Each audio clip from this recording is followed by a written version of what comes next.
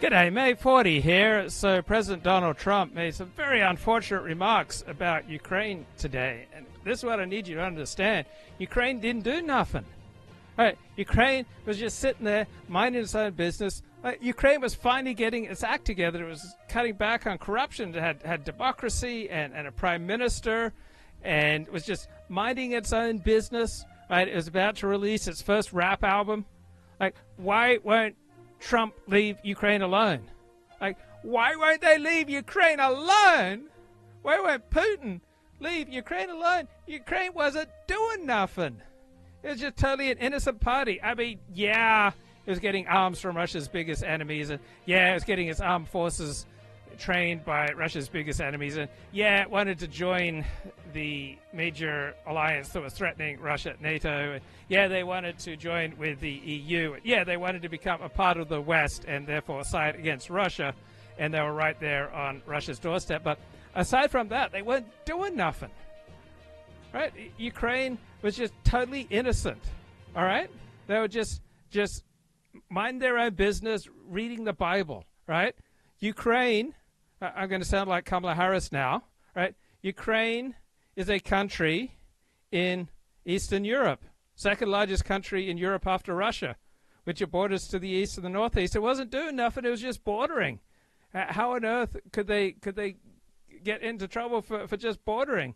They got this lovely national anthem. Please, I want everybody to stand up for the Ukrainian national anthem. Right? Neither its glory nor freedom. All right, upon us, fellow brothers. All right, please stand for the Ukrainian national anthem. Fate shall smile once more. They were just getting their act together. Our foes will vanish. Right? Humans have inhabited Ukraine since 32,000 BC, like dew in the morning sun. That's how our foes are going to vanish. And we too shall rule, brothers, but not over other people, because we're kind and nice. We didn't do nothing in a free land of our own. During the Middle Ages, it was the site of early Slavic expansion. Souls and bodies were laid down, and later it became a key center of East Slavic culture. We'll lay down to attain our freedom under the reign of So there's been a lot of bullshit that we brothers are of the Cossack nation. So there have been a lot of independent Ukrainian republicans and stuff, but souls and bodies will lay down with all Ukrainians and brothers. We are one to attain our freedom. We'll smite our foes, and everything's going to be awesome. We'll show that we brothers are of the Cossack nation. Wow. I just love that, man. Just really gets me going. Nothing like some Ukrainian national. So it did do nothing.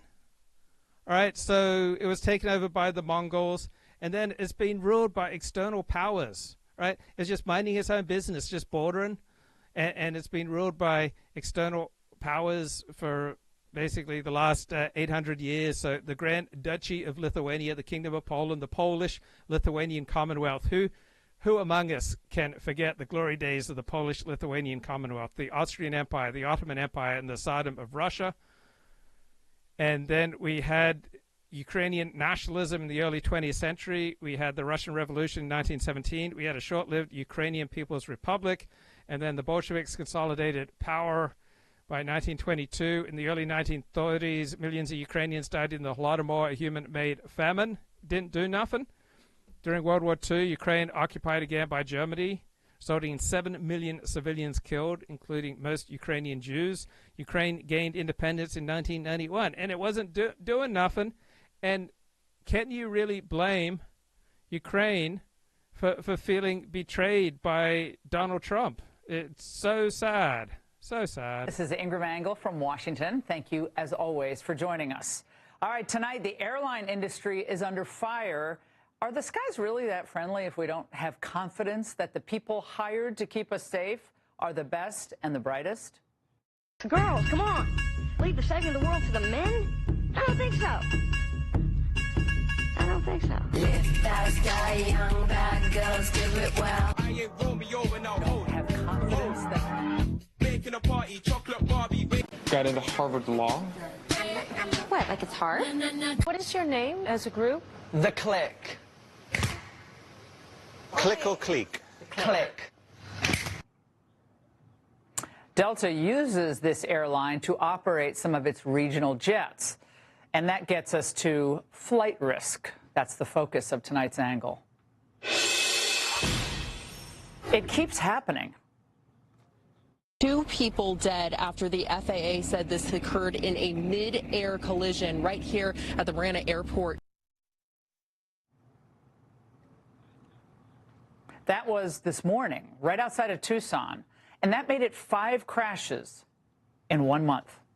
Now, late January, of course, here in D.C., we saw the worst American aviation disaster in over 23 years. An Army helicopter collided with an American Airlines jet, 67 people dead. Now, only a day later in Philly, a medevac plane came down from the sky like a missile. 7 dead, 19 injured. Then last week in Scottsdale, 1 pilot on a private plane is dead after they veered off the runway and crashed into a business jet.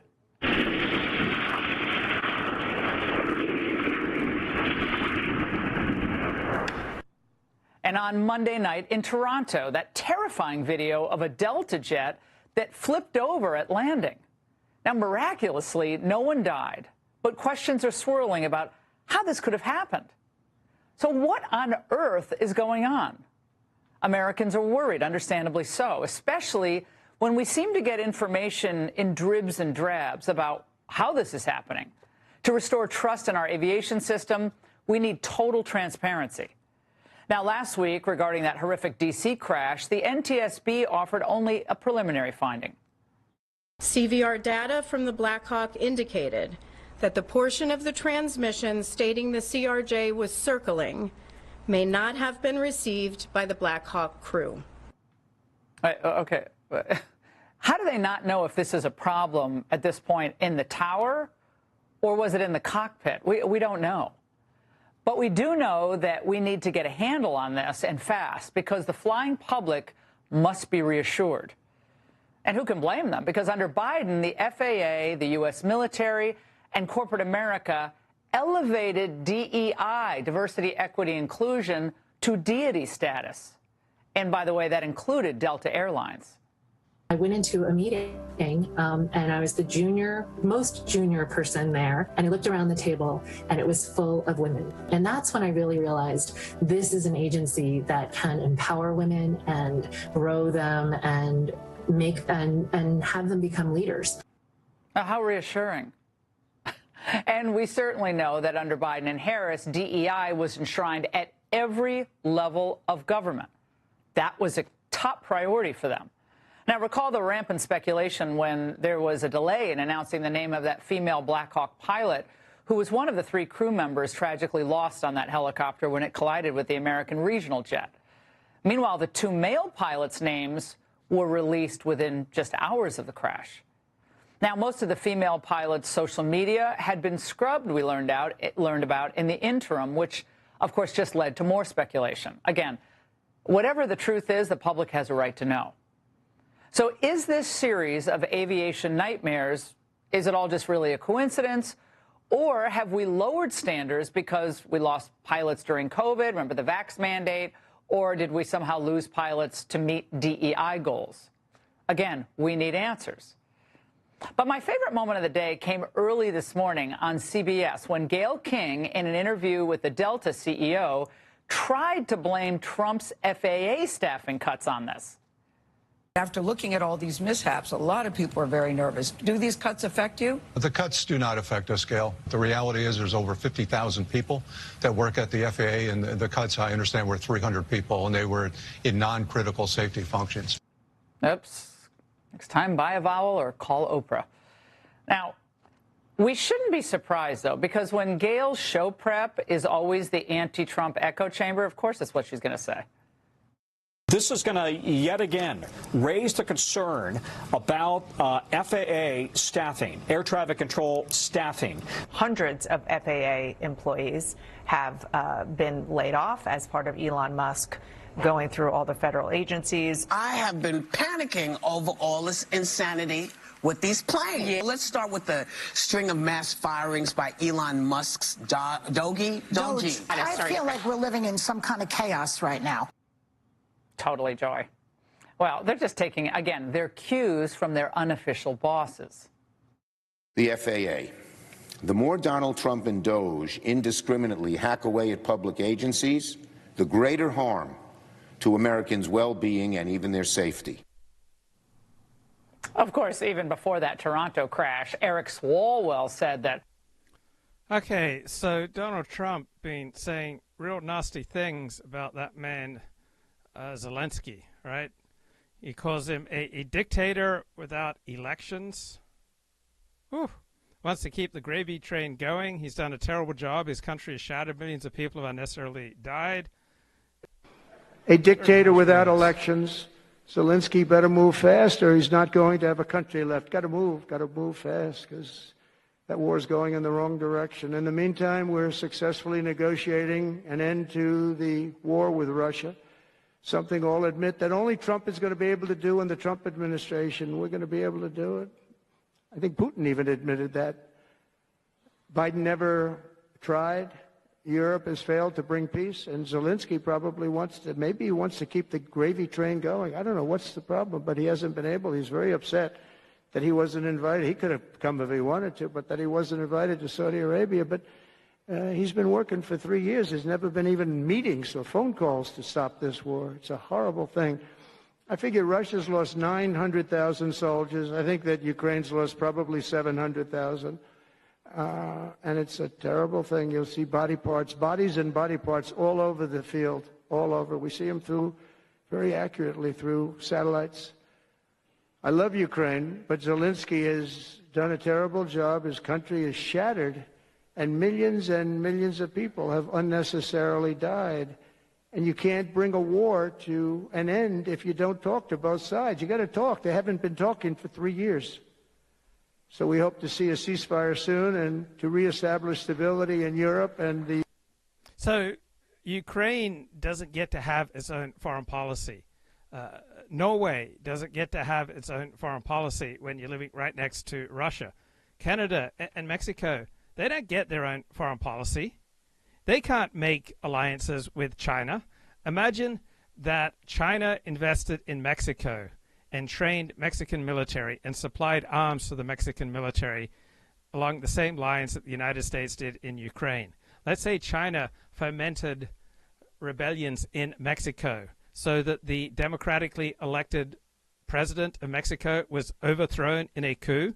The United States supported a coup that overthrew a democratically elected president of Ukraine in 2014.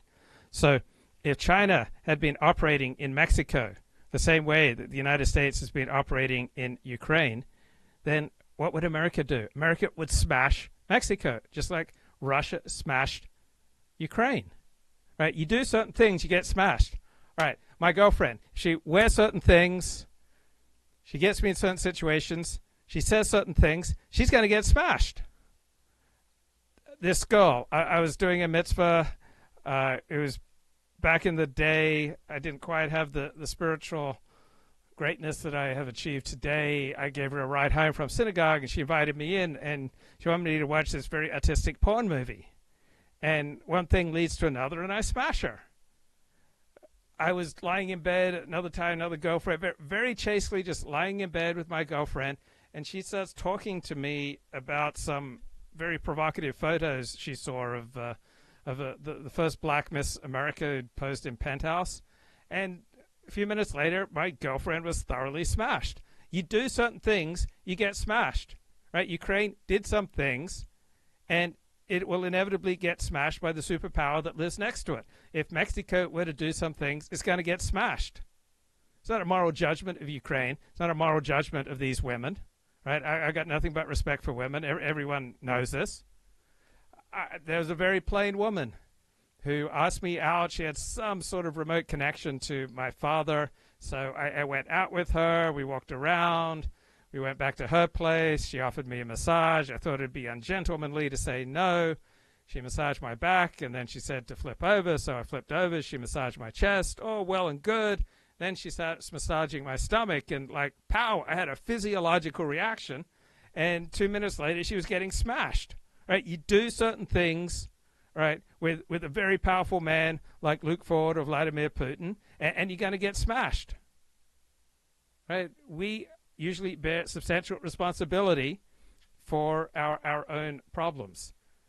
And the New York Times has this weepy article, Ukrainians stunned by Trump's comments fear they can no longer trust the U.S. Well, guess what? The United States and Ukraine are different countries with different interests. The United States has no valuable, important strategic interest in Ukraine. Right? Whatever Russia does to Ukraine, it has no effect on the United States. Whatever Israel does to Gaza, it has no effect on the United States. If the entire continent of Africa disappeared overnight, it would have nearly no effect on the United States. So you can only trust people to the extent that you have interests in common. Don't rely on common values, right? Values are incredibly easy to manipulate, right? I believed in the values of chastity prior to marriage while I was smashing dozens of women, right? I still believed in saving sex for marriage, right? My values were very traditional, but I was smashing. I was out there smashing, even though I had these highfalutin, Torah-based values. So President Trump's claim that Ukraine was responsible for its war with Russia has left many Ukrainians disillusioned. What the hell did they expect? Ukraine tried to ally with Russia's enemy. Of course, Ukraine was going to get smashed. You can't do that, right? You live next door to a superpower. You do not get independence, right? You live in a mafia neighborhood, all right? There are certain things that you need to do and not do, right? If you get out of step with your neighborhood, if you infuriate your neighbors, there are all sorts of horrible things that are going to happen. I used to drive this 1982 Dodge B350 one-ton van. It was horribly dented. It had been in many accidents. And eventually a neighbor, I assume, got so mad that he slashed one of my tires and left a note saying, get this monstrosity off the street. And I didn't get the message, so he had to come back and slash another tire. Right? Finally, when he'd come back and slashed all 4 tires, I got the message. And so I started parking it on a different street, and then I tried to slink away. Unfortunately, there were people on the other street who knew me from Shul, and they'd say hi, and they'd try to talk to me, and I'm just like trying to run away. I'm so embarrassed, but I was like desperately poor and had this big, ugly old van. But you try parking a big, ugly, smashed-up car in a very respectable neighborhood, and you're going to get smashed.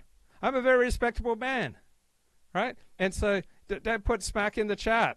All right, this is all about peace, love, and understanding. And so you put smack in the chat, and I'm a respectable man, right? So you're going to get smashed. So don't smack, and you won't get smashed. Ukraine smacked, they got smashed. That's how the world works. Look, I didn't create the universe. I didn't create the iron laws that govern human relations.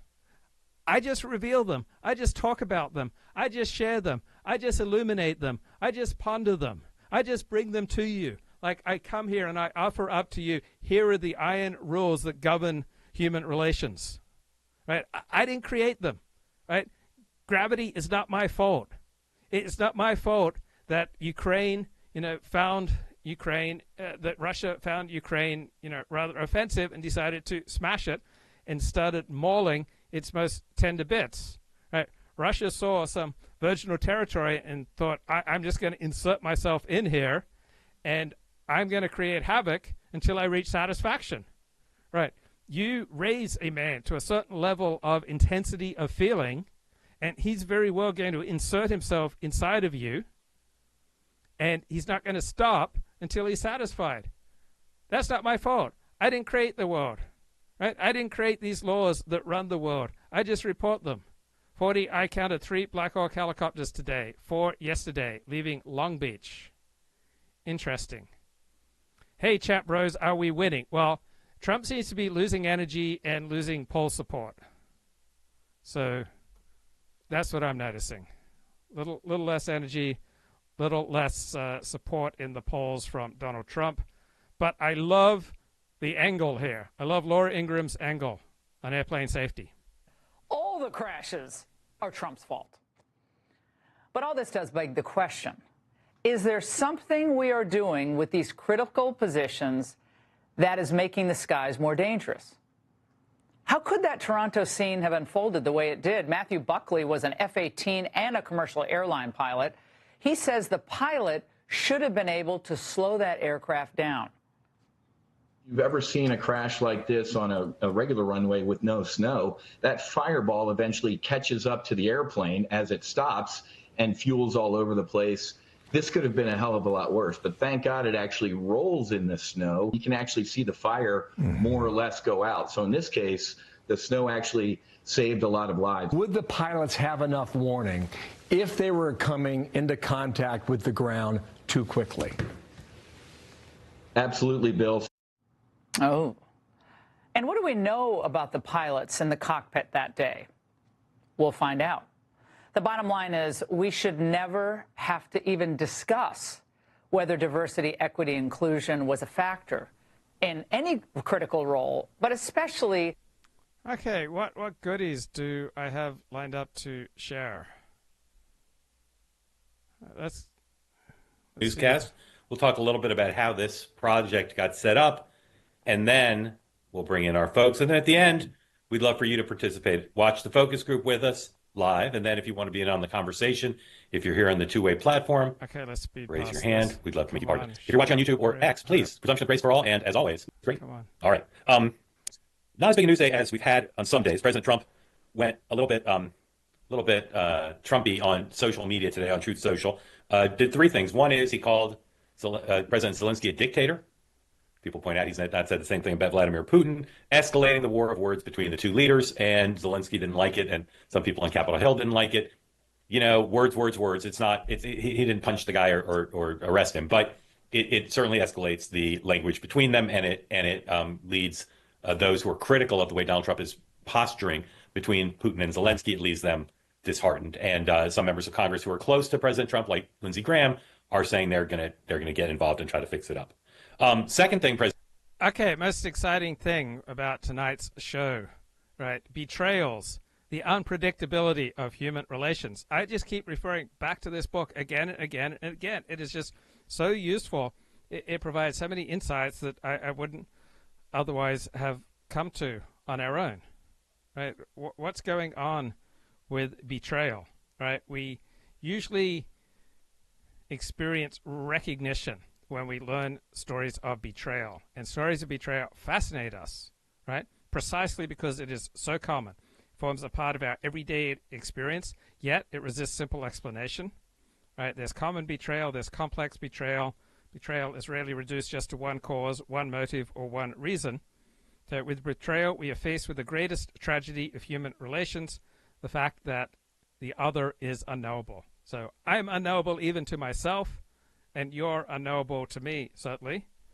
And betrayal, once again, is the hyperbolic term that we apply to other people having different priorities from us. So let's imagine that your best friend sleeps with your wife, and you feel that as a betrayal of your friendship.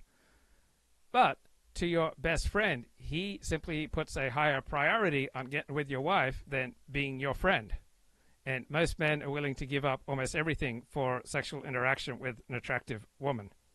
So betrayal often strikes us without warning, right? It comes from a friend, a lover, a relative, a colleague. Betrayals feel inexplicable, right? We thought the universe worked a certain way. We thought people worked a certain way. We had people in a box, right? We tend to generalize about people. We establish, oh, this person's a good person, that person's a bad person. And we don't like to confront the nuance and unpredictability of people. So every interaction, right, creates the possibility for betrayal, because every interaction with other people, we may talk about a project, a relationship, a game, an adventure, an ideal, a pleasure, a fleeting pleasure, a secret, a conflict, an affiliation, a sense of membership or belonging. So anytime you create a shared relationship with someone else, such as the United States coming to the aid of Ukraine, you inevitably create a feeling of betrayal. Because as soon as you create a we, all right, then there's going to be a separation at some point. There's going to be a rupture, and there's going to be a sense of betrayal. Right? We can never know fully ourselves, let alone other people. And so every relationship requires considerable discretion and secrecy on both sides. we never can feel sure what's going to happen between ourselves and others. In every interaction, right, parts of ourselves that we were previously unaware of come to light. So we cannot even be sure that we ourselves would ever betray. Right? Betrayal always requires a relationship. You have no relationships, you cannot be betrayed. Betrayal is always possible. Right? Any connection that you have with other people will inevitably create a sense at times that you have been betrayed. As soon as you enter into any relationship with others, right, you want to connect. We all simultaneously have the desire to connect, and we also have a desire not to lose ourselves in the other person, right? You may enjoy me, but you don't want to be dominated by me. You don't want me bludgeoning you. You don't want me smashing you. So we want to be with other people, but we want to completely safeguard our own individuality, right? We want to be part of an Orthodox synagogue, but we want to be free in our live streams to say what we want, right? So we want to be with others, but we also want to be not so completely openly with other people. So we're always alternating between being fully present in a relationship. Right? You think I'm telling you everything that's going on right now in my life? Hell no. And we're always constantly pulling back to protect ourselves. We have expectations of other people. Many of these expectations go unsaid. And then there's all sorts of ambiguity, ambivalence, and uncertainty. We really only exist through and with other people because life just as a completely autonomous individual without encountering the other is just unfathomable. So we are present but not fully present. We're always setting up relationships, but as soon as you have a we, you have the possibility of betrayal. Right? You try to have a completely predictable relationship. You try to establish something that's completely transparent in every moment, in every aspect, just founded on total and reciprocal comprehension. It's impossible. It would congeal the relationship. It would lead to immobility and the annulment of both people.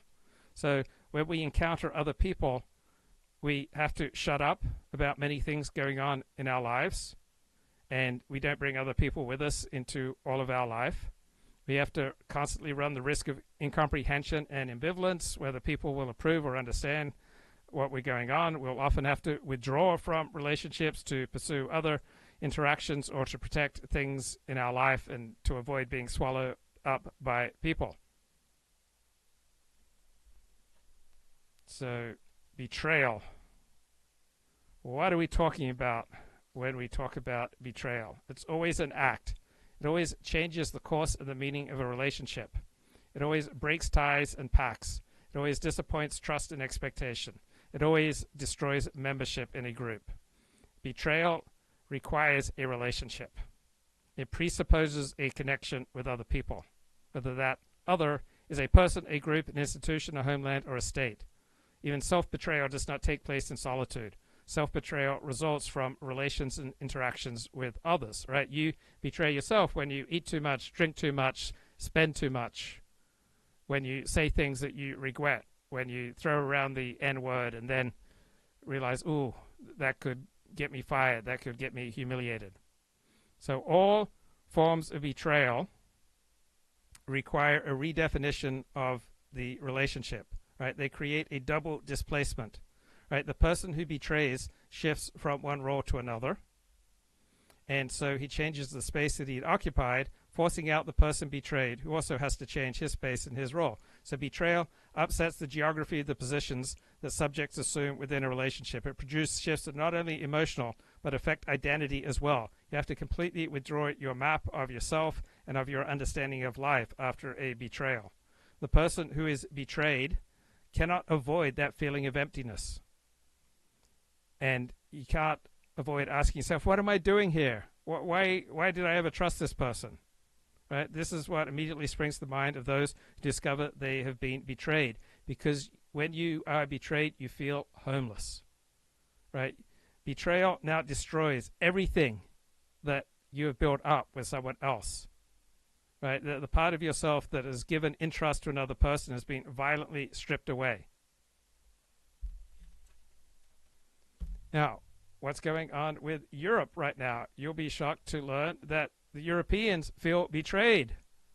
Farah Stockman, New York Times, a U.S. betrayal is surreal.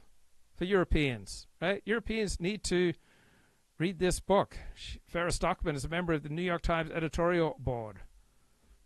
She wrote, American Made, What Happens to People When Work Disappears. And so a longtime advisor to President Trump issued a stark warning to a group of German manufacturers. He told them the president is a sledgehammer. You either work with him or you get hit. And the aggressive tone of these remarks stunned many in the room. Was this just tough love from the United States to prod Europe to do more against a common threat, or had Americans become the threat? Well, there's no one in your life who is not a threat to something. Right, they may be a threat to your porn use. They may be a threat to your spiritual growth. They may be a threat to your money. They may be a threat to your sanity at times. They may be a threat to your happiness. They may be a threat to your illusions about yourself. So nobody is never a threat, right? Everyone at certain times and certain places becomes a threat. Right? Nobody is just all good, all sweet, all music and light. No problemo. Doesn't happen. Of Vladimir Putin. It's shameful to hear the president repeat Putin's propaganda. Now, does that sound familiar? Because they said the same thing about him in 2018 and in 2019. And now the warmongers are back, making the same old stupid arguments because they don't want to admit that they took the richest and most powerful country in the world and ran it into the ground. Remember, they threw everything they could at Russia. They threw sanctions, $200 billion aid and weapons to Ukraine, lapel pins were everywhere. Members of Congress are wearing them. They told us in the summer of 2023 that summer offensive was going to run Putin out of Ukraine. Well, of course, that didn't happen. They told us that sanctions would cripple the Russian economy, and they were also wrong about that. But the angle told you from the beginning that there was no way Ukraine would win, sadly, as long as Putin was supported by China. And, of course, it didn't take a rocket scientist to know that we were right. So it is extremely sad that this has all happened. But now Trump has to get the best deal that he can. And that won't happen if he does what Biden did and just insults Russia and keeps funding failure. The truth is, we're broke, period. We don't have the resources, we don't have the equipment to keep funding these forever wars. And the American people, they don't want to flush their money down the drain again. And Trump is almost, at this point, he's almost like a guy who comes in and he takes over a bankrupt business. He has to track down where the money went, and then he has to try to get the business back on its feet. But thanks to Doge, every single government expenditure is now coming under the magnifying glass. And every outlay, that's our money, has to be justified. Makes sense, right? So everyone is looking at cuts. Every agency is looking to be cut. Every program is going to be scrutinized. And Ukraine, it's no different. It's been, what, 200 billion, 250 billion? Who knows? Zelensky can't even say for sure how much money they've gotten or where the money went. But I understand the old neocon crowd and some folks even at the Wall Street Journal are angry at Trump for hitting Zelensky. But they should really be angry at the Bushes, Clinton, Obama, and Biden for squandering our immense wealth and our immense power over decades. It was all predictable. They destroyed our industrial base. They opened our borders to millions of illegals. They expanded the welfare state. They accused us of systemic racism.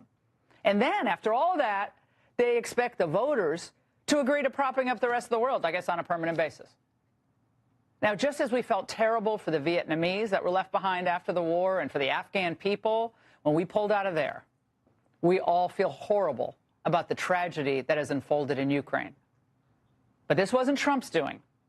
Blaming him is like blaming the bank when you can't pay your bills. Joining me now is Texas Senator. Okay, let's go back to the New York Times here. Europe is feeling tremendous betrayal, guys. Europe is hurting.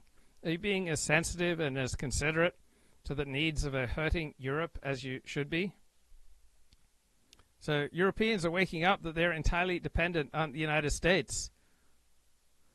The United States, that once championed the liberal democratic world order, is now turning against it in ways that are shocking to its allies. Well, there was a time and a place where you could make a very good case that championing the liberal order was to America's advantage to build up alliances against our big communist rival, the Soviet Union. But the world has changed, right? Situation has changed. Feelings changed. Incentives have changed.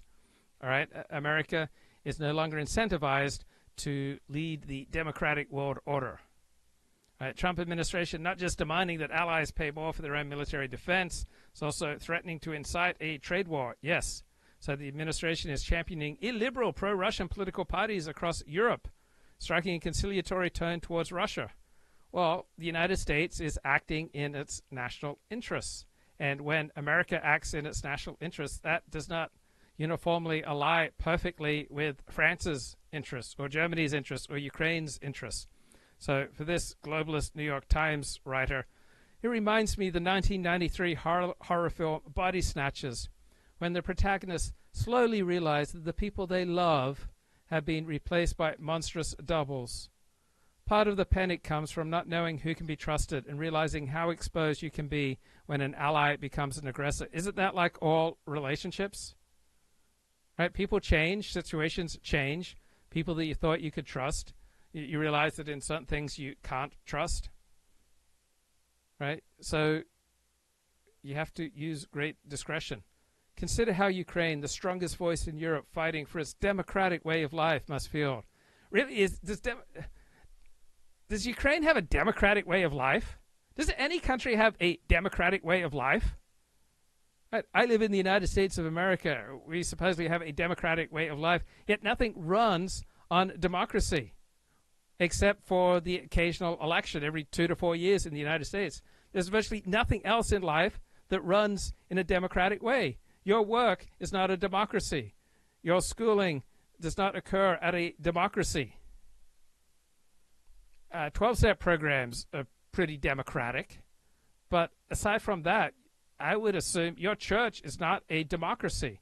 Your synagogue is not a democracy.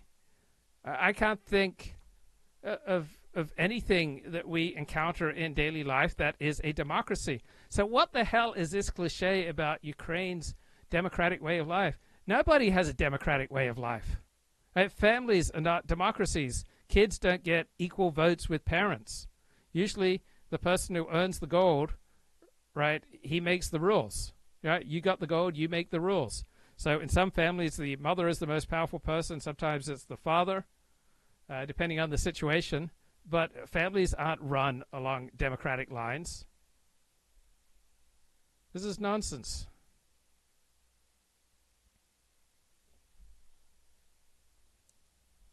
Okay, Megyn Kelly on what's really happening with Trump and Zelensky. To the AM update this morning. It was our first morning podcast, so we're going to be offering that now during the weekdays. It's just a 15-minute straight news update for and is having direct meetings with Putin. And Zelensky of Ukraine is very unhappy and continues to sort of yap about it. Now, with all due respect to Mr. Zelensky, this thing was just on and on and on with no progress until, or hope of resolution until Trump got directly involved, till he got elected and stepped in there and actually started to say, look, let's be realistic about how this thing is going to land. So Zelensky would do well to just be quiet for a while to see what Trump can accomplish. And when Trump brings it to him, it will be a proposal and he can react accordingly. But instead, he's been yapping the whole week long about there's no deal on Ukraine without Ukraine. Well, he knows that. All right. But realistically, you'll probably do what we tell you to, because your war ends without our support. And everybody knows that. So we're kind of doing you the courtesy of allowing you to appear like you are in charge. But everyone knows without our money, this thing goes away. You can't, you lose. You would have lost week one. The Europeans have donated some, have supported some. But let's be honest, their coffers are a lot more shallow than ours are. And we're the number one player in making this thing go away. So that's why Trump is taking the lead. He's dealing with Putin directly. And Zelensky just keeps dropping these not helpful statements. And I think Trump has about had it, because he just issued a truth social. And I'll give you a couple. All right. So stand by. Let me see if I can find these on my phone. Oh, gosh. Can you guys send them to me again?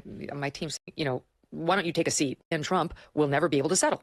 The U.S. has spent $200 billion more than Europe, and Europe's money is guaranteed, while the U.S. will get nothing back. You remember that Trump struck the deal the other day, or was starting to, that would allow for us to have access to Ukraine's natural minerals as as collateral for our money. But nobody even thought of that. Biden was just handing them boatloads of dollars without any promise in return. So Trump is saying here that we spent $200 billion. Europe got a guarantee. We never did. Why didn't sleepy Joe Biden demand equalization, in that this war is far more important to Europe than it is for us? We have a big, beautiful ocean as separation. Obviously, Europe is part of Ukraine, and Ukraine's part of Europe, and Europe has to worry about this war, which is in its backyard, not ours. On top of this, Zelensky admits that half of the money we sent him is missing. That's exactly right. He admitted that. It's gone underreported. But we've got over $100 billion that's just kind of gone. And Zelensky's admitting it. And by the way, if you said we don't trust him, we think this man should not be entrusted with the American dollars, you would be called all sorts of names as recently as like 6 months ago. But it's a valid concern. He's admitted that it's gone, and no one knows where. Well, wait a second. I just read in the New York Times that the Ukrainians enjoy their democratic way of life. Now, my emotions are 100% with Ukraine, right? When Russia smashed it, right? I feel bad about Ukraine, but I think Ukraine made terrible decisions that precipitated Russia's attack, and the West made terrible decisions. NATO made terrible decisions. The United States made terrible decisions, and these Western actions and Ukrainian actions precipitated a situation where you would have to expect Russia to attack, right? Ukraine is largely the cause of its own problems. Just like pretty much all of us, we are largely the cause of our own problems. Right. On a lighter note, I enjoyed this on the morning meeting. Should they keep going after Musk? He's clearly very close to the president. Dan Pfeiffer, a former Obama advisor, in his Substack today raises this question. Then last night on Fox News, on the Jesse Watters show, a leading Democratic strategist made the case, for God's sake, stop Democrats attacking Musk. Please play 105.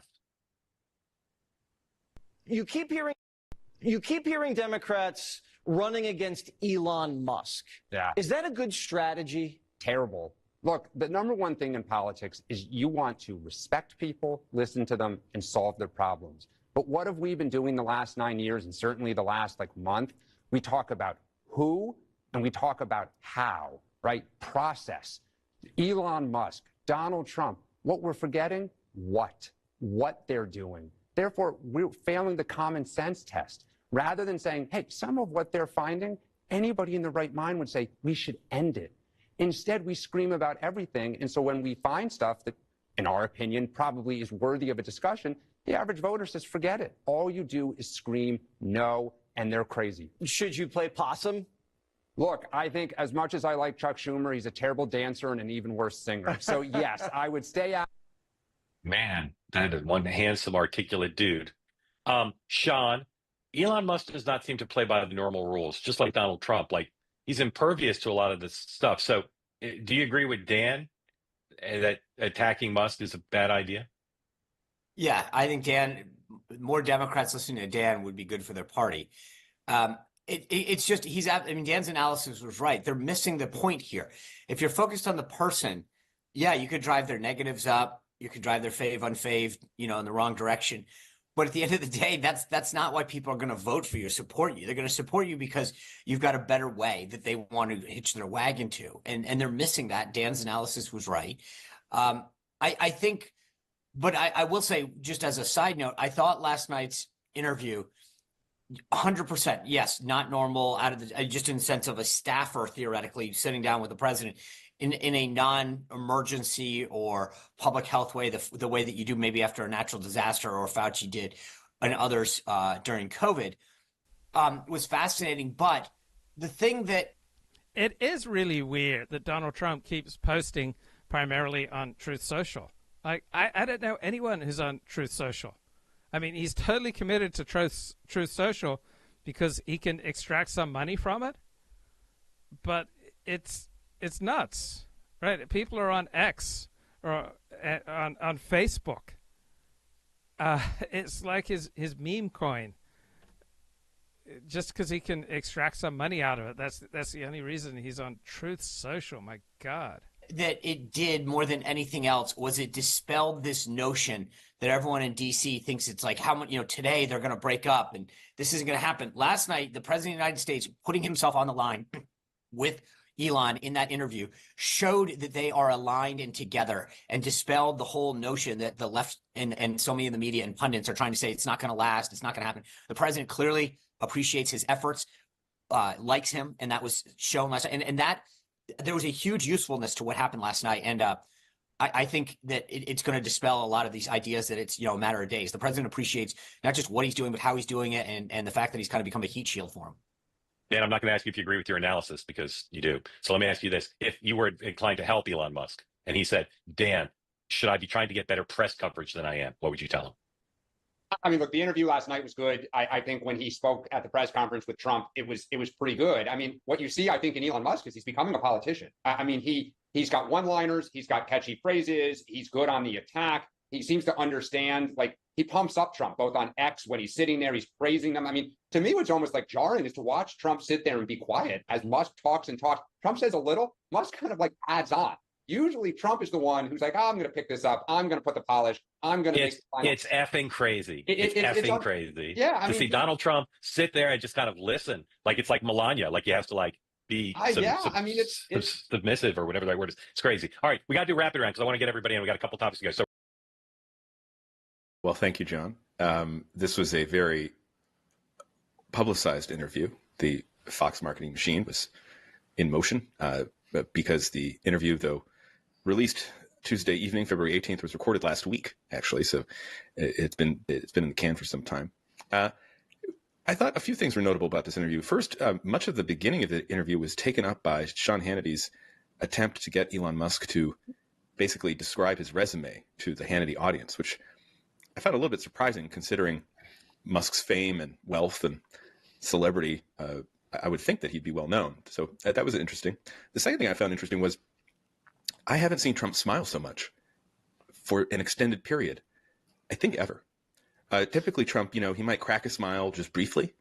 I remember famously in the town hall debate in 2020 when one of the audience members said, Mr. President, I just wish you'd smile more. And he kind of chuckled and smiled, and that was a big deal. But here in this interview with Elon Musk, he's smiling all the time, except whenever Hannity would say, another question for Elon.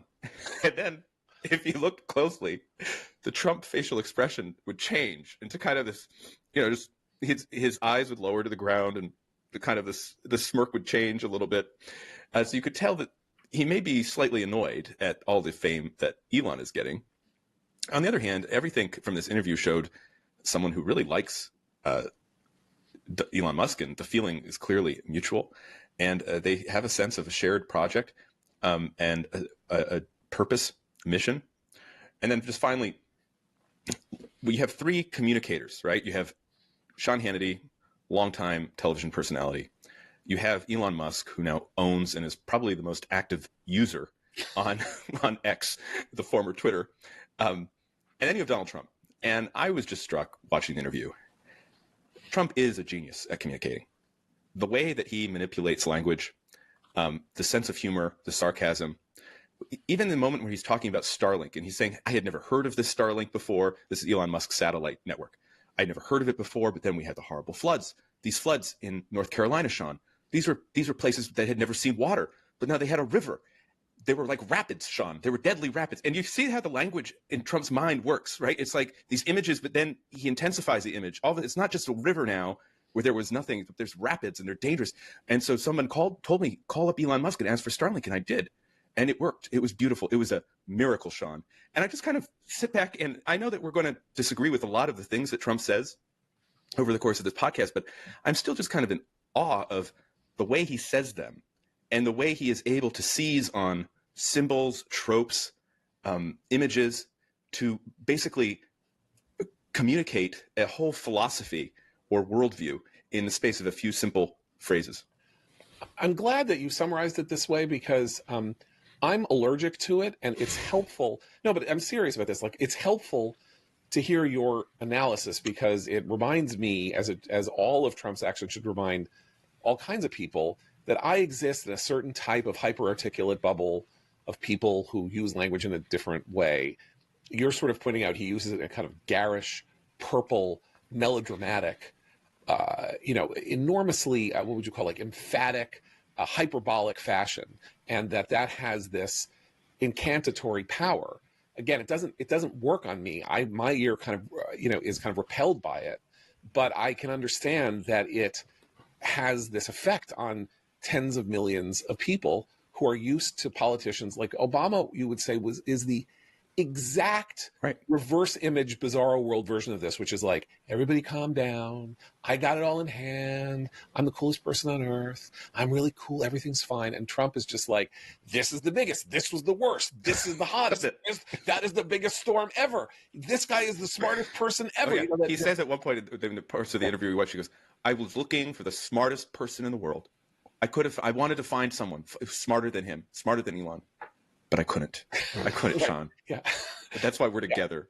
Yeah. And So I think it's everything is the extreme, right? Yeah. The inability of people to understand how Trump works or why it is that it works if it doesn't work on you explains in large measure the inability of liberals and people, the sort of highly educated elites in America, to take his full measure or understand where he is or where he comes from. That's what I got from the interview. Otherwise, I didn't get much. And we decided to record right as they were getting into some of the nitty gritty of what Doge is doing. I mean, I guess that's good, by the way, because you pointed out that this was recorded last week, and the dark night of the Doge soul kind of started on Friday. So I don't know when they recorded it, but like the missteps with the sort of the mass layoffs and having to. You mean the dark night of the Doge soul wasn't the appearance of big balls in the national discourse? Yes. I think that might have been. Well, that was the dark night for all of us. All right, so you have more recent one is what you're talking about. But what I mean is that was a dark late afternoon. Yeah, but Doge, there have been several missteps over the last 4 or 5 days, along with a couple of court victories. This kind of bifurcated thing where Doge is kind of like stumbling around, doing too much, pushing too much, having to sort of retract what it's done in certain places, kind of creating hysterias where none exist. And on the other hand, the first major court decision on Doge came out today from Judge Chutkan, who was the judge who heard the Trump versus the United States case in Washington. And she said, I can't see that the state attorneys general who have brought this suit against Doge, claiming that Musk doesn't have stand, whatever it was, that they can show any harm. This was the access, right? The suit over him having access to people's private information. Right, and she said the state attorney general will have no standing to sue because they're not demonstrating as a plaintiff that they are being harmed, that they have a harm that they are bringing to the court to understand. And I think we're probably going to see versions of this everywhere. Chutkan did say in her decision that she does have misgivings about an unelected official having so much access to things. But of course, everybody in the federal government, aside from the president and I guess the vice president, is an unelected official. I mean, if what she meant was that he's not a confirmed official, that again is in this realm a distinction without a difference, except of course to every. Okay, let's get back to this terrific book, Betrayals: The Unpredictability of Human Relations. And we're all going to feel betrayed, and it's always going to be unexpected, right? You never expect betrayal.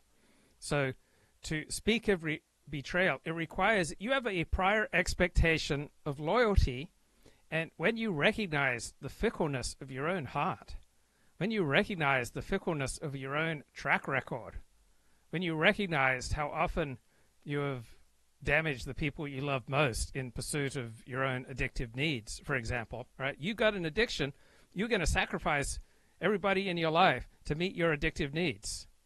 So when we have these exaggerated expectations for other people, that leaves us wide open to the feeling of betrayal. When we've established certain routines with other people and then people change, right, that will feel like a betrayal, such as you get together with your best friend for dinner every Monday night, and then your best friend gets married and has kids, and is no longer available for meeting up with you nearly as much, right? Betrayal is always accompanied by shock, and it's always accompanied by absolute shattering, right? You are shattered.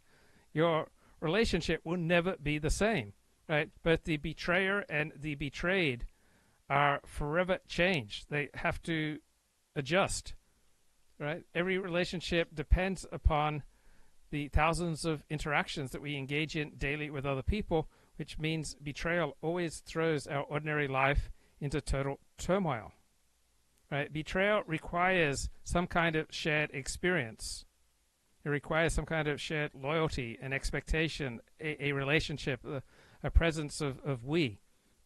And betrayal always comes out of that shared experience, right? A shared experience of a secret, an ideal, a sense of belonging.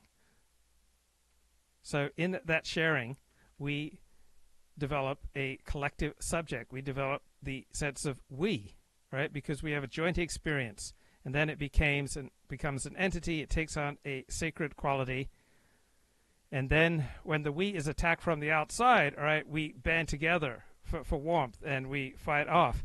But when the we is destroyed from the inside, we are absolutely shattered, right? We feel abandoned and we tend to take flight. We are shaken. We are broken. And here's Jesse Waters. Jesse Waters, prime time tonight. I'm a technologist, and I try to make technologies that improve the world. One of the biggest functions of the Doge team is just making sure that the presidential executive orders are actually carried out. Trump's tech support rewires Washington. Yes, please, Daddy, spank me harder. So Donald Trump and the Republicans have remade the electorate. They've turned some people over from being Democrats or independents to become Republicans. He's copying Frank Sinatra, doing it my way. What are Democrats going to do? What am I supposed to do? You know, storm the Capitol? You know, it's like... If you cry fascism at every administrative overreach, you will find yourself out of fascism bullets. The left-wing little boy who cried wolf. When it comes to politics, he don't know his ass from a hole in the ground. Plus... Oh, it feels so good!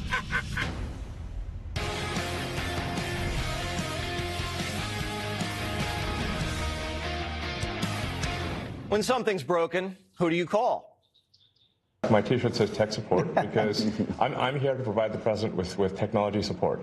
And now that may seem like, well, is that a silly thing? But actually, it's a very important thing because the president will make these executive orders, which are very sensible and good for the country, but then they don't get implemented. You know, what we're doing here is one of the biggest functions of the Doge team is just making sure that the presidential executive orders are actually carried out.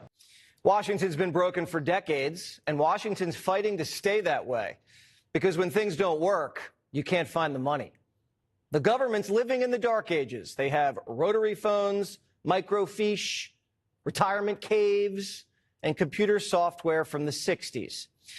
And 80-year-old politicians who don't even know how to use a computer, and they don't care because they just use their iPhones to call, text, and see what their high school classmates are doing on Facebook. It's time to show a little humility and ask for a little help from the younger generation. He's got some very brilliant young people working for him that dress much worse than him, actually. Yeah, they dress in just T-shirts. You wouldn't know they have 180 IQ. Wait a minute. So what he's your tech support. No, he is. I actually but he's am much tech more support. than that. Yeah. I actually am tech support, though. But he gets it done. He's a leader. Yeah. He really is. He gets it done. I know every businessman. I know the good ones, the bad ones, the smart ones, the lucky ones. I know them. This guy's he's a brilliant guy. He's a great guy. He's got tremendous imagination and scientific imagination. This guy's somebody that really cares for the country. And I saw that very early on. I saw it really a long time ago when I got to know him. He's a very different kind of a character. Elon's trying to unboomer the government. It's like going to your grandparents' house, throwing out their VCR and their stacks of tapes, just downloading Netflix for them. Here, Grandpa, you just hit this button here and press select. And by the way, give me your phone because you don't use all those apps. And please stop sending your social security number to Nigerians. DC insiders say, quote, this is not the same government it was a month ago. It's two billionaires with an army of whiz kids using AI to finally shine a spotlight on where our money's been going. The government's been balancing the checkbook longhand in a black ledger that no one's allowed to see. We can't have the golden age without living in the modern age.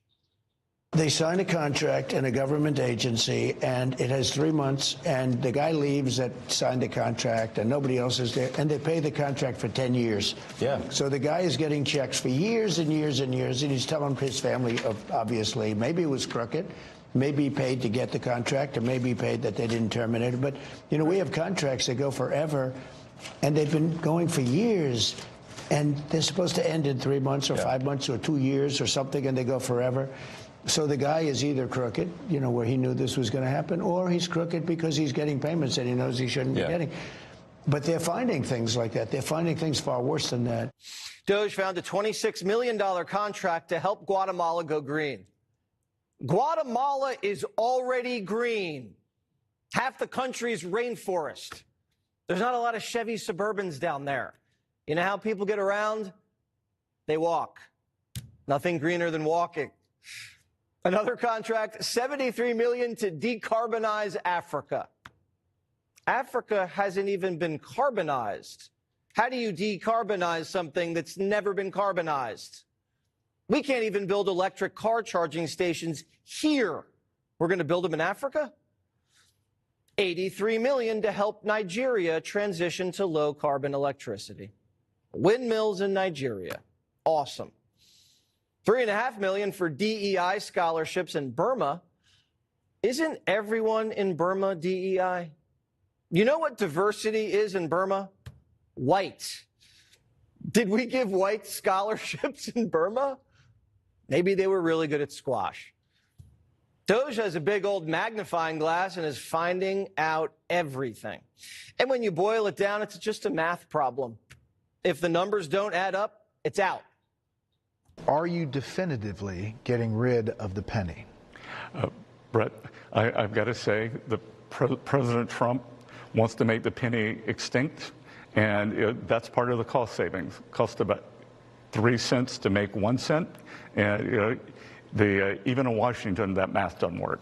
It costs 3 cents to make 1 cent, and we've been minting pennies for decades.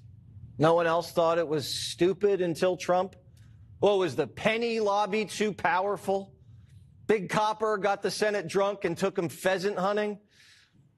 Doge found 4.5 million active credit cards in the hands of government bureaucrats. And last year, they racked up $40 billion in charges. They probably just paid the monthly minimums, too, and got wrecked by interest. The government has twice as many credit cards as federal employees. So Doge is cutting up the credit cards, and Democrats are calling that Fort Sumter. I'm very reluctant to, engage in too much hyperbole here, but I think this is increasingly becoming the most serious moment since the Civil War. I just think it's a miracle that we've lasted as long as we have. Big balls, looking at your balance sheet isn't Gettysburg. Are Democrats going to secede from the Union again? We already have rebels yelling. More funding, not less. End research funding theft. More funding, not less. Hey, RFK, hands off the FTA. Hey, RFK, we remember JFK. Fascism is a virus too, and the people who are out here fighting in sub-freezing temperatures, they are the antibodies. We are the antibodies. And my friends, a rally a day keeps the fascists away. I thought Democrats didn't believe in antibodies. Had to get the shot anyway, even if you just had the Rona. And if having a balanced budget's fascist, that makes Bill Clinton Mussolini. Schumer said he's never seen Democrats so aroused, and I believe him. Elon, if you're watching, come through, boo, because you haven't shown up to the Doge subcommittee yet. So now Trump has two daddies, Putin and Elon Musk. I can remember back in the day of Obamacare, Republicans were saying, do you want Barack Obama and George Soros to have access to your medical records? Yeah. And it led to Republicans losing their minds over and over and over and over again. Yeah. And now it's like, yes, please, Daddy, spank me harder. Doge is dishing out spankings like daddy daycare. The Pentagon's being ordered to slash 8% of their budget. Shouldn't be that hard. They lost $6 billion in Ukraine, so when the war ends, we can go find it. I'm sure it'll all still be there. 6,000 IRS agents are getting doged Thursday. That'll unite Republicans and Democrats. Don Jr. just high-fived Hunter, and then he washed his hands. But bureaucrats are lawyering up. I think it's so important for American people to understand what's happening. Their government, their watchdog agencies, the people who go to work every day to fight for them are being fired illegally in what is just a wholesale dismantling of entire agencies. So what can you do now? Can you do anything now? Are you going to do anything now? Of course. My colleagues and I are fighting back. Our union is already in court. They've brought a couple of cases that I think we'll see action in the next few weeks. And, you know, all I can say is that Elon Musk and the president picked the wrong bunch of lawyers to mess with. That sounded like a threat. Nothing scarier than a white lady with a lawyer. Did you know Biden went to court and argued he had the right to fire everybody he wanted to in the federal government? Trump's firing folks using precedent from Biden. Trump doesn't just walk into a shop and pay full price. He haggles. All he's doing is bargain hunting. And the bargain's not for him, it's for you. In order to save taxpayer money, it comes down to two things: competence and caring. And when the president was shown the outrageous bill for the new Air Force One, and then negotiated it down, if the president had not applied competence and caring, the price would have been 50% higher, literally 50% higher. The president cared, the president was competent, the price was not 50% higher as a result. Okay, I want to play a Megyn Kelly segment from Friday on how Pete Hegseth and the Trump administration are fixing the problem is that we military. have like two versions of the military. We have the old school neocon version, which is still the dominant version on the ground, which is the projection of power, right? How do you project power? You have, you know, aircraft carriers, and you have these F-35 planes, and you have these huge frigates and all of this stuff, right? The Navy just announced a 30-year program. They're going to spend $1.2 trillion. They'll get 365 boats, right? Which is like, It's crazy. But the real version is what Anduril is doing, which is everything is drone warfare. Everything is about AIs. You see it on the ground today in the Ukraine and Russia, that's how you fight a modern war. So that costs meaningfully less. And it's not necessarily a projection of power as much as it is a projection of capability and skill. Mm-hmm. So if you take the latter approach, you could easily spend 50% less. The former approach really is about building big iron and big metal. And we all know that's complicated and it takes a long time. So you need a philosophical shift in how people think about geopolitics and the projection of power. This is why on this front, this is not exactly the same thing, but it's consistent with the new approach that this administration is taking. We have, of course, a new defense secretary, and it's not a big deal, but he is every morning out there working out with troops. When he was back stateside, he was doing it. Now he's over in Poland. He's doing it. He posted this video today of him running with troops over in Poland saying, fitness, readiness starts at the beginning of the day. There's no, do we have a shot? We'll run it. It's just pictures. Okay. It's just pictures. By the way, he needs pants. It's too cold in Poland to run with just shorts. Is Pete running in shorts? He's running in shorts. It's snowy and it's Poland. But in any event, I like it too. I have to say, like Lloyd Austin, with all due respect, was overweight, was in the hospital unaccounted for like a week. We didn't know what was wrong with him. What kind of health crisis was. It's great to see a young, robust defense chief, and just a juxtaposition in the messaging now. He's saying that we've had a record sign up and increase in troop numbers in December in anticipation of Trump taking office, and now in January once Trump has. And he points to specifically, among other things, the difference in recruiting efforts. Like, look at the ad that they just put out for special forces under the Trump DOD.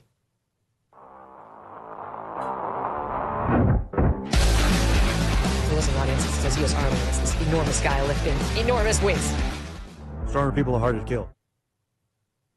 Strong people are harder to kill. That seems right. But just so you have the full picture, stand by. Here's what they were running under Joe Biden. Although I had a fairly typical childhood, took ballet, played violin, I also marched for equality. But as graduation approached, I began feeling like I'd been handed so much in life, a sorority girl stereotype. Sure, I'd spent my life around inspiring women, but what had I really achieved on my own? I needed my own adventures, my own challenge. And after meeting with an Army recruiter, I found it. A way to prove my inner strength and maybe shatter some stereotypes along the way. Oh my God. The difference. Guys. It's crazy. I mean, as men, you must see the difference in messaging and why the numbers are going up. Well, look, I think that it's like there was like this fever, and I think it's broken. And the thing is, it should be okay to be able to look at certain job categories and basically say, what is it that we need? So what should firefighters be able to do more than anything else? They should be able to put out fires and everything that entails.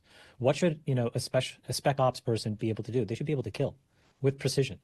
And somehow we lost that, where you weren't allowed to say those things anymore. And now I think we're getting back to just the common sense of it all. And there are other jobs, by the way, that should be governed by empathy and compassion, and you should optimize for those. That's like a well-functioning society. And I don't know how we lost that script, but I think we're slowly getting back to that. This is a big omission, Megyn, because I don't know if you've ever seen Chamath's thirst trap that he posted on social media, but he has very thin legs. His legs are not capable of carrying. He would not be a great firefighter. Megyn, he can't carry anybody. Easy to kill, is that what you're saying?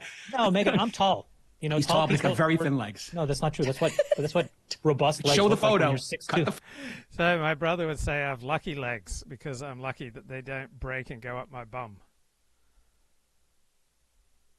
Right, here's the truth about Trump's DOJ dropping charges against New York City Mayor Eric Adams. So when I hear about the charges against Eric Adams, I'm not filled with rage. They seem quite trivial.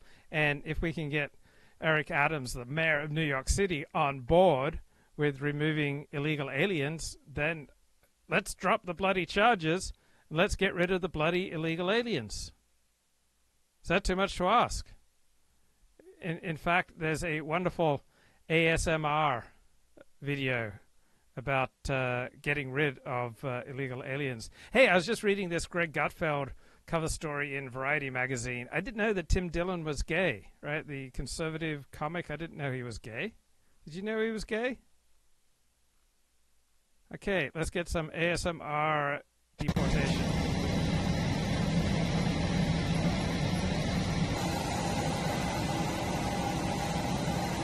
I find this very relaxing. I'm moving into a better spiritual space right now. I'm feeling better, feeling safer. I like it. A bunch of illegal aliens getting removed from the country. Did we just have an earthquake? Or did I just jiggle my standing desk? I'm asking for a friend.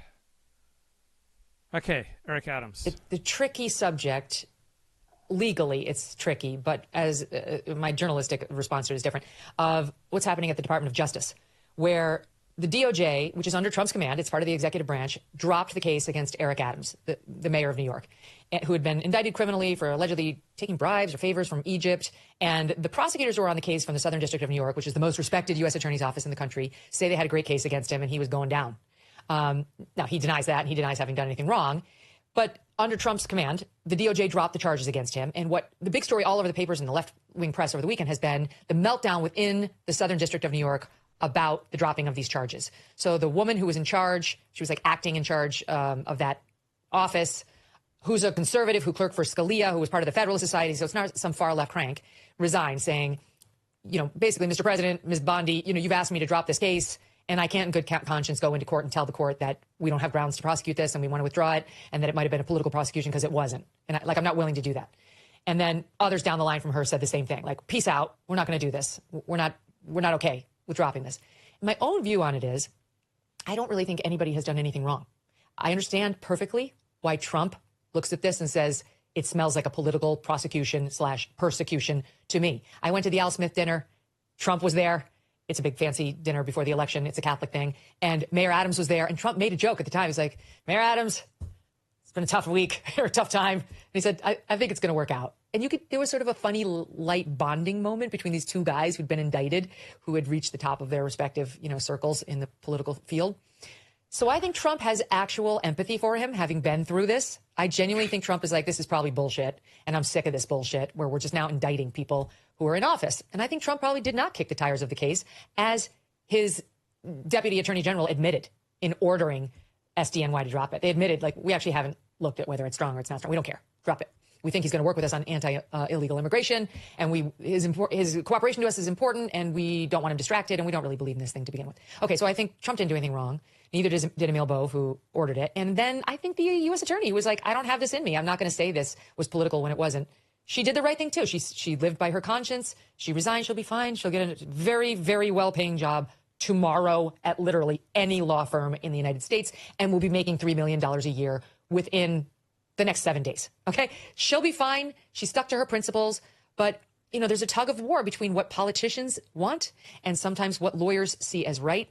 And I don't think it's some constitutional crisis. I think it's just the difference in priorities. But to read one piece of paper in the left-wing press would have you believe that Trump, again, is creating a constitutional crisis, that he is lawless, and that even now the conservatives at SDNY are turning on him.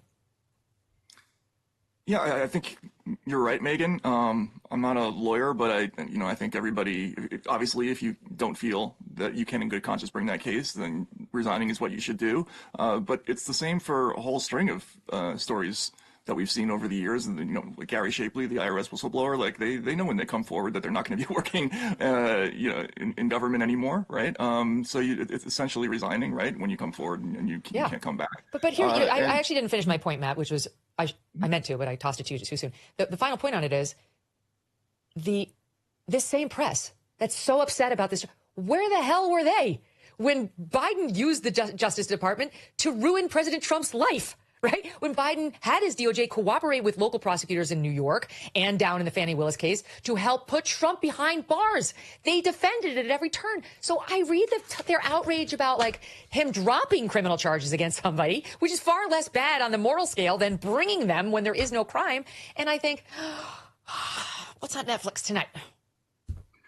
Yeah, I mean, the selective outrage factor in all this is pretty conspicuous. I mean, like, it goes both ways, but they massively overreported, I think, a lot of the Trump cases, particularly the one in New York, was such an obviously politicized case.